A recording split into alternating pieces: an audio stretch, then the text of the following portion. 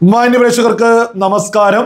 NDA സർക്കാരുകൾ മുസ്ലിങ്ങൾക്ക് എതിരെയാണോ എന്ന് ഇവിടെ വലിയ രീതിയിൽ കേരളത്തിൽ പ്രചരണം നടത്താറുണ്ട്. അതൊക്കെ അങ്ങേയറ്റം പച്ചക്കള്ളമാണ് എന്ന് തെളിയിക്കുന്ന മറ്റൊരു വാർത്ത കൂടിയാണ് ലേറ്റസ്റ്റ് ആയിട്ട് പുറത്തു വരുന്നത്. അതും MA യൂസുഫ് അലിയുമായി ബന്ധപ്പെട്ട് തന്നെയാണ് വാർത്ത വന്നിട്ടുള്ളത്. മറ്റൊരു കാര്യം ഞാൻ ആദ്യമേ തന്നെ അങ്ങ് എടുത്തു പറയാം. കഴിഞ്ഞ ദിവസം ഏഷ്യാനെറ്റ് ന്യൂസിൽ ഒരു ചർച്ച നടന്നുകൊണ്ടിരിക്കുകയായിരുന്നു. ആ സമയത്ത് മുസ്ലിം ലീഗ് വക്താവ് വിളിച്ചു പറയുന്നുണ്ടായിരുന്നു, വെള്ളാപ്പള്ളി നടേശന്റെ മകനെ പോലും രക്ഷിച്ചത് MA യൂസുഫ് അലിയാണ് എന്ന്. അതായത് മതത്തിൽപ്പെട്ട ആളാണ് എന്നാണ് ഈ മുസ്ലിം ലീഗ് വക്താവ് വിളിച്ചു പറയുന്നത്. അതേസമയം MA യൂസുഫ് അലി വെള്ളാപ്പള്ളി നടേശന്റെ മകനെയൊക്കെ അതുമായി ബന്ധപ്പെട്ട് എന്തെങ്കിലും ചെയ്തിട്ടുണ്ടെങ്കിൽ അത് അവരുടെ സൗഹാർദ്ദത്തിന്റെ പേരിലാ. അവർ രണ്ടു കൂട്ടരും മതം കണ്ടിട്ടുണ്ടാവില്ല. പക്ഷെ ഇവിടെ മുസ്ലിം ലീഗ് വക്താവ് ഏഷ്യാനെറ്റ് ന്യൂസിൽ ചർച്ചയ്ക്ക് വിളിച്ചു പറഞ്ഞതാണ് നമ്മൾ മുന്നോട്ട് വെക്കുന്നത്. ആ MA യൂസുഫ് അലിക്ക് വളരെയേറെ പ്രിയം BJP സർക്കാരുകളോടാണ്, NDA സർക്കാരുകളോടാണ് എന്നുള്ളത് വളരെ വലിയൊരു യാഥാർത്ഥ്യ. അത്തരത്തിലുള്ള ഒരു വാർത്ത തന്നെയാ ലേറ്റസ്റ്റ് ആയിട്ട് പുറത്തു വന്നിട്ടുള്ളത്. ആന്ധ്രാപ്രദേശിൽ നിന്നാണ് വാർത്ത എത്തിയിട്ടുള്ളത്. അതായത് റോഡ് ട്രാൻസ്പോർട്ട് കോർപ്പറേഷന്റെ ഗവൺമെന്റിന്റെ 5 ഏക്കർ സ്ഥലം MA യൂസുഫ് അലിക്ക് ഗവൺമെന്റുമായി ബന്ധപ്പെട്ട് വ്യാപാര സ്ഥാപനങ്ങൾക്ക് കൊടുക്കുന്നത് പോലെ കൊടുക്കാൻ തയ്യാറായിരിക്കുന്നു. അതും ആന്ധ്രാപ്രദേശിലെ പ്രധാനപ്പെട്ട നഗരത്തില് ഉപയോഗശൂന്യമായ RTC ബസ് സ്റ്റാൻഡ്, ആ ഒരു സ്ഥലമാണ് 5 ഹെക്ടർ വീതം വെച്ച് വീതിച്ച് കൊടുക്കുന്നത്. ലോകത്തെ എല്ലാ സ്ഥലങ്ങളിലും ഉള്ളതാണ്. വികസനത്തിന്റെ ഒക്കെ ഭാഗമായിട്ട് ഒരുപാട് ആളുകൾക്ക് ജോലി കിട്ടുന്നൊക്കെ പദ്ധതികൾ വരുമ്പോൾ എല്ലാ ഗവൺമെന്റുകളും രാജ്യത്തിന് പുറത്തു പോലും ചെയ്യുന്ന ഒരു സംവിധാനമാണ് വ്യവസായികളും കച്ചവടക്കാരൊക്കെയായി ബന്ധപ്പെട്ട് ഇത്തരം സ്ഥാപനങ്ങൾക്ക് വേണ്ടി ഗവൺമെന്റ് സഹായിക്കുക എന്നുള്ളത്.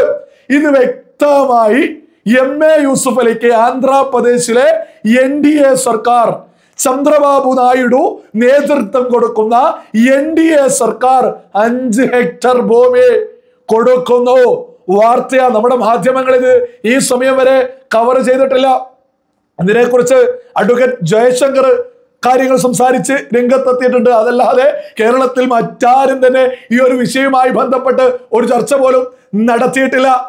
അപ്പൊ എങ്ങനെയാവോ ഇതെല്ലാ സർക്കാരും ചെയ്യുന്നതല്ലേ എന്ന് പറയുമ്പോൾ വളരെ വ്യക്തമാണ്. അതിനു മുമ്പേ തന്നെ അവിടെ ഉണ്ടായിരുന്ന ജഗൻമോഹൻ റെഡ്ഡി, ഇദ്ദേഹത്തിനോട് ഒരു തരത്തിലും അടുപ്പമില്ലായിരുന്നു. ഒരു തരത്തിലും ഇദ്ദേഹത്തിന്റെ സ്ഥാപനങ്ങൾ അവിടെ തുടങ്ങാനോ അതുമായി ബന്ധപ്പെട്ട ഒരു സഹകരണം ഇല്ലായിരുന്നു. എന്നാൽ ചന്ദ്രബാബു നായിഡു NDA സർക്കാർ വന്ന സമയത്ത് കൃത്യമായിട്ട് MA യൂസുഫ് അലിയുമായിട്ട് വലിയ സഹായങ്ങൾ ചെയ്യുന്നു. ഇവിടെയാണ് മറ്റൊരു പ്രതിഷേധത്തെ കുറിച്ച് നമ്മൾ മനസ്സിലാക്കേണ്ടത്. കമ്മ്യൂണിസ്റ്റുകാർ എവിടെയാണെങ്കിലും ഒരുപോലെ എന്നൊക്കെ പറയുന്നത് പോലെയുള്ള മറ്റൊരു വാർത്തയാണ്. അതായത് വലിയ പ്രതിഷേധവുമായിട്ട് രംഗത്തെത്തിയിരിക്കുന്നു CPM. അതായത് അവിടെ വലിയ ആ ഒരു സ്ഥലം കൊടുക്കരുത്, അത് മറ്റ് സ്ഥാപനങ്ങൾക്കൊക്കെ ബുദ്ധിമുട്ടാണ്. അതുമായി ബന്ധപ്പെട്ട് വന്ന വാർത്ത ഞാനൊന്ന് ചെറിയ രീതിയിലൊന്ന് മുന്നോട്ട് വെക്കാം. വിജയവാഡയിലെ ഉപയോഗശൂന്യമായ RTC ബസ് സ്റ്റേഷന് ഭൂമി ബഹുരാഷ്ട്ര കമ്പനിയായ ലുലു ഗ്രൂപ്പിന് നൽകാനുള്ള ആന്ധ്രാപ്രദേശ് സർക്കാരിന്റെ പദ്ധതിക്കെതിരെ ജൂലൈ 21 ഞായറാഴ്ച കമ്മ്യൂണിസ്റ്റ് പാർട്ടി ഓഫ് ഇന്ത്യ പ്രതിഷേധ പ്രകടനം നടത്തി. പ്രതിഷേധത്തിന് നേതൃത്വം നൽകിയ CPIM നേതാക്കളായ ബാബുറാവുവും D കാശിനാഥും മാധ്യമങ്ങളോട് പറഞ്ഞു, ഈ നീക്കം പ്രാദേശിക വ്യാപാരികളുടെയും പൊതു സ്വത്തുക്കളുടെയും താല്പര്യങ്ങളെ തടസ്സപ്പെടുത്തുമെന്ന്. ഇത് സാമ്പത്തിക കോളനിവൽക്കരണമാണ്, ബാബുറാവു പറഞ്ഞു. ഈ നീക്കം ചെറുകിട കച്ചവടക്കാരെ ബാധിക്കുമെന്നും കൂട്ടിച്ചേർത്തു. എവിടെയാണെങ്കിലും കൊടിയുമായിട്ട് കമ്മ്യൂണിസ്റ്റുകാർ രംഗത്തെത്തിയിരിക്കുന്നു. കേരളത്തിലെ കമ്മ്യൂണിസ്റ്റ് പാർട്ടിയൊക്കെ തന്നെ MA യൂസുഫ് അലിയുമായിട്ട് വലിയ അടുപ്പമാണ്. ഇനി ഏതായാലും MA ബേബി ഇടപെട്ടിട്ടെങ്കിലും അവരെ മാറ്റി നിർത്തുമായിരിക്കും. ഇതൊക്കെ തന്നെ സകല ആളുകളും ചർച്ചയാണ്. കമ്മ്യൂണിസം എന്താണ് ലോകത്ത് ചെയ്തുകൊണ്ടിരിക്കുന്നത്? സകലതും മുടക്കുക എന്നല്ലാതെ അവർ മറ്റെന്തെങ്കിലും ചെയ്യാറുണ്ടോ? വ്യവസായമൊക്കെയായി ബന്ധപ്പെട്ടാണ് നമ്മൾ ഈ വിഷയം മുന്നോട്ട് വെച്ചിട്ടുള്ളതും. അല്ല, മറ്റൊരു വാർത്തയുമുണ്ട്. ദേവേന്ദ്ര ഫഡ്നാവിസ് മഹാരാഷ്ട്രയുടെ മുഖ്യമന്ത്രിയും MA യൂസുഫ് അലിയെ ക്ഷണിച്ചിട്ടുണ്ട്.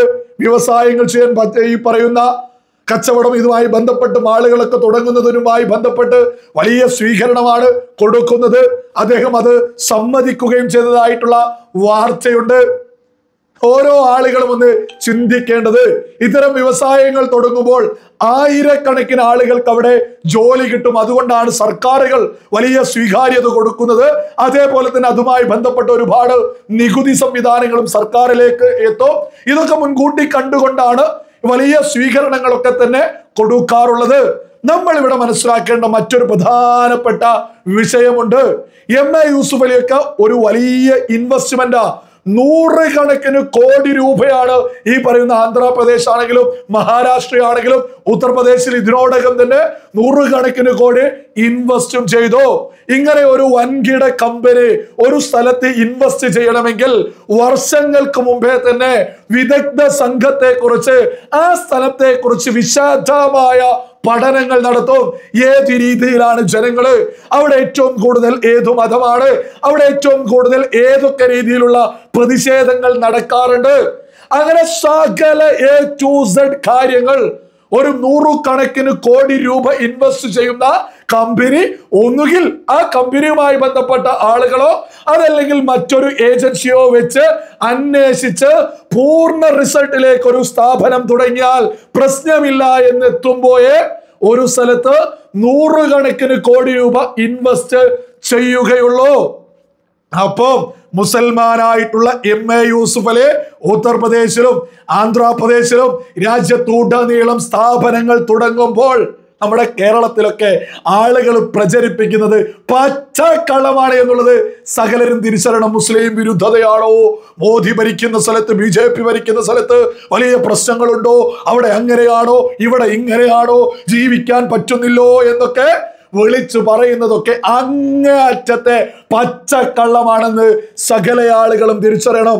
MA യൂസുഫ് അലിയൊക്കെ കോടി നമ്മുടെ കേരളത്തിലൊക്കെ ഇൻവെസ്റ്റ് ചെയ്യുന്നതിനേക്കാൾ 10 മടങ്ങ് അധികമാണ് മറ്റ് സംസ്ഥാനങ്ങളിൽ BJP ഭരിക്കുന്ന NDA സർക്കാരുകളുള്ള സംസ്ഥാനങ്ങളിൽ MA യൂസുഫ് അലി ഇൻവെസ്റ്റ് ചെയ്യുന്നത് എന്നുള്ളത് സകല ആളുകളും തിരിച്ചറിയണം.